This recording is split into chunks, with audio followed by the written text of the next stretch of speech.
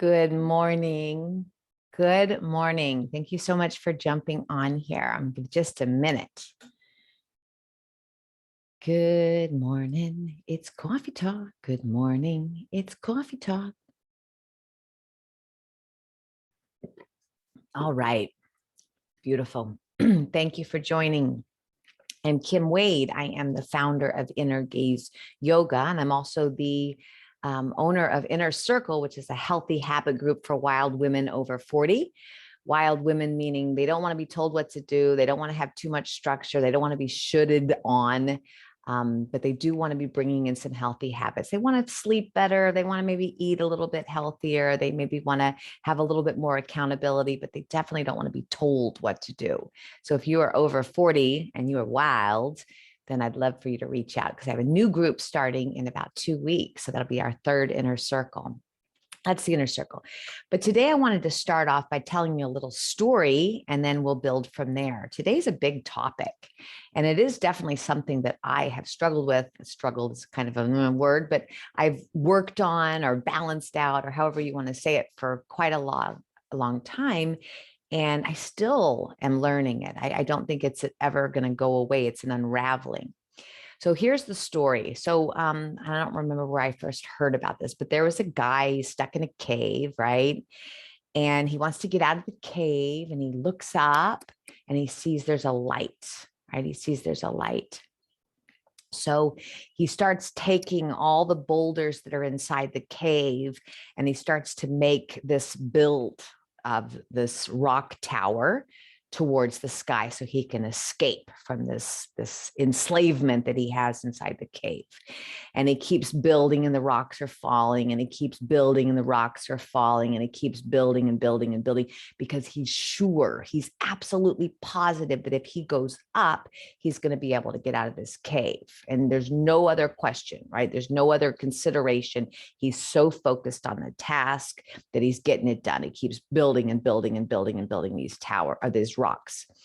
And eventually, after he's like worn out, his body's exhausted, and he keeps building and building and building, the rock tower falls and he's killed.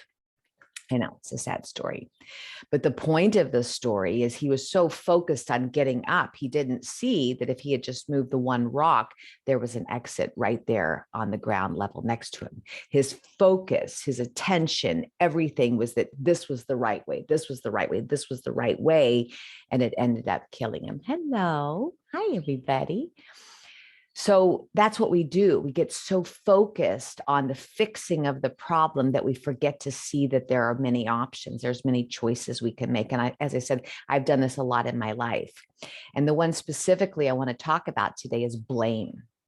I love blaming people. This has been something I've done my whole life. I love if she had done something different, it wouldn't be so hard. If he had done something, it wouldn't be so hard. If they had done something different, it wouldn't be hard. I have really spent a lot of my energy with this blame and it's just like chewing on a bone. It just feels so good to blame other people. And it really feels amazing. But the only problem is it doesn't work. It doesn't work, right? And similar to like drinking or alcoholism, I always say, we think about the drinking. It's like, I'm only going to have wine. I'm not going to drink on the weekdays. I'm never going to drink alone. We spend all this energy chewing on the bone of the drinking when the drinking is not the problem. The drinking is the solution to the problem. There's a reason you're over drinking, right? But if we just keep chewing on when we're drinking, how we're drinking, who we're drinking with, and doing this, we never get to the problem. We never get to the problem that's being solved in our minds with the blame or with the drinking. Okay. So that's where I'm starting today, is this idea. What you think? It's pretty big. And if you work privately with me, I have told a story recently where this is something I thought I had solved a couple of years ago. I thought I had really understood that I'm responsible for myself now. And my past is not who I am. And my people who've hurt me in my life is not why I am the way I am. I have to be responsible for my choices going forward. And I really feel like I'd done a ton of work on that. But then about maybe a year ago now, my children wanted to take a birthday present over to someone who lives about 15, 20 minutes away from us. in the middle of our day, my work day. And I had a coaching call coming up. And so I said, no, I can't run you over there. I'll be late for my appointment.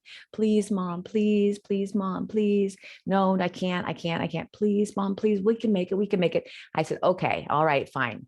Well, sure enough, we drive there and then we get stuck by a train and we're late. And I'm fuming at my children. I'm in the car, so angry. I'm texting my client at the train, I'm going to be late. I'm so sorry. And really blaming them for making me late to the appointment. And then as I was driving home, it's like, oh, wait a minute, I agreed.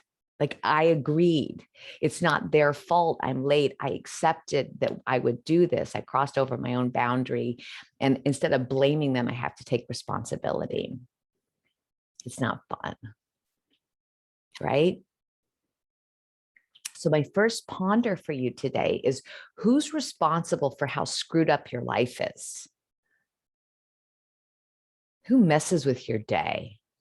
Is it the contractor who's late? Is it your wife or husband that isn't showing up in the way that you expect them to? Is it that your kids are just, really not who you thought they could be or should be or would be? Is it your parents not setting you off with a strong foundation? Who's messed up your life? Who do you hold in blame of how your life is right now?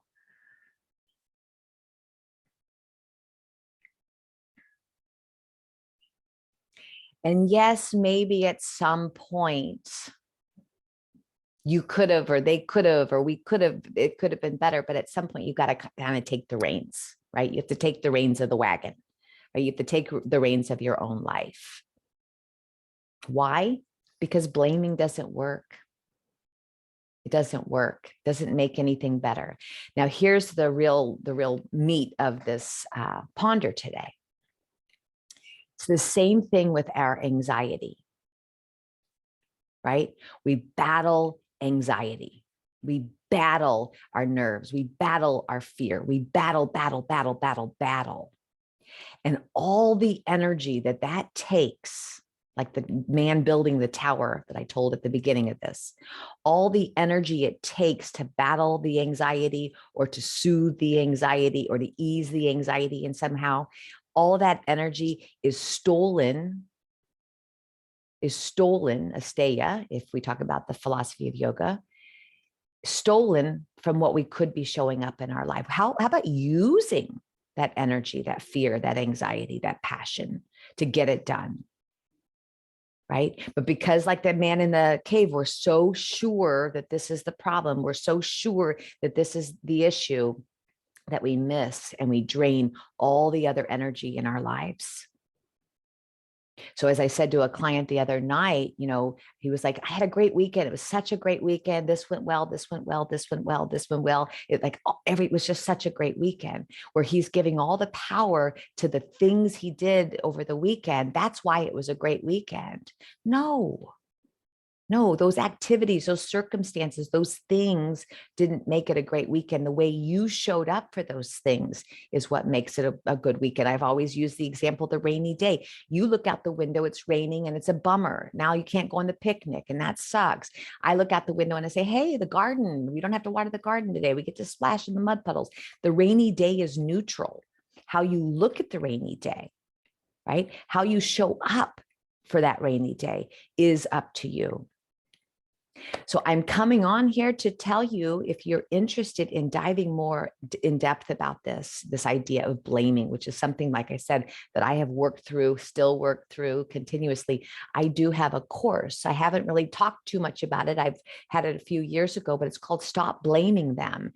And it's a course, video series. It's a 30-day course. You get 2 coaching calls with me, plus a series of videos that I will send you via email, where you get to actually explore, how do you stop blaming other people? How do you take responsibility for yourself and your life and how you're showing up? The people who've been through this course have absolutely loved it. And I just recently got another email from someone who took it almost a year ago. And it's really still been very transformative in her marriage. So if you're interested in learning more about this and you want to do it sort of privately, this is a great course for you. As I said, the emails come to your, the videos come to your email. You get to do your lessons on your own. And then twice in the 30 days, we get on the phone and I sort of help you with where you are. And then you get it done. Stop blaming other people. Take the reins. Right? Stop looking. This is the only thing. This is the only way. This is the only way. And look around. There's many ways to look at life. There's many ways. If we have 100 people coming and looking at your life right now, are they all going to agree that that man, that woman is the problem? No. No, there's many different ways to look at things. And so what I like to teach is how you look at things is how you feel. So care how you feel. If you don't want to feel anxious, if you don't want to feel downtrodden, if you don't want to feel broke, if you don't want to feel defective, then you have to change the way you're seeing things. Yes, Wayne Dyer, when you change the way you look at things, the things you look at change. Okay. So it doesn't help. Believe me, I'd be the first in line. If blaming other people helped my life be better, I totally would, because it's so much easier than taking responsibility. Hello. So that's what I'm offering you today, that ponder. Who's messed up your life? Who are you blaming for when things don't go well? Is it helping? And the second ponder I want to offer you is, where do you think there's only one way out? There's only one way out in your life, and maybe opening up. What are 10 ways I can look at this? And that's what I do with my private clients. If we say this is the one thing that's causing me pain, it's like, well, what's another way to look at it? What's another way to look at it? What's another way to look at it? And out of those 10 ways of looking at it, which one feels like you want to feel? Hopeful, peaceful, what? Right? How do you want to feel? It's a big ponder. I know. But this battle with anxiety that we keep reading about, battling my anxiety, battling my anxiety, battling my anxiety, battling my anxiety, it's not working. Use that energy of battling your anxiety and look at other ways. How can you use that anxiety as a superpower? How can that fear or that anxiety really get you moving in a direction that's helpful? That's what I do. That's my coping tools and my friends. All right. I hope that's a good ponder for you today. If you're interested in taking the Stop Blaming Them course, like I said, I think it's a 28-day course. I think it's 8 to 12 different videos, plus 2 full coaching calls. I normally offer it for $247, but for you guys today, I'm going to give it to you for $99 for the rest of this year, $99. All you have to do is send me an email and I'll send you the course, and you can get it done. Taking all the energy from blaming, all the energy from anxiety, all the energy of the fear that you have, and we're going to move it in a way that's going to harness you into moving in a direction that you want to be. Loving, peaceful, kind, supporting, whatever it is. Okay. All right. Happy Friday, you guys. Thanks so much for watching. Big love. Mwah. Mwah. I will see you next time. Bye.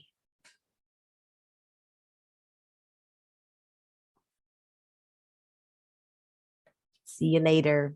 Bye.